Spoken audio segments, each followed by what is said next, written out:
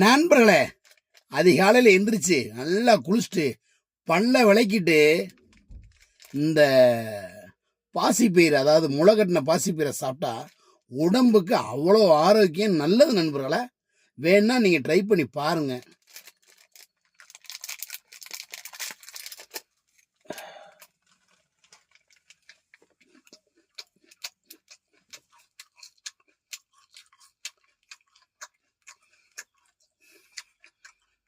சூப்பராக நண்பர்களே.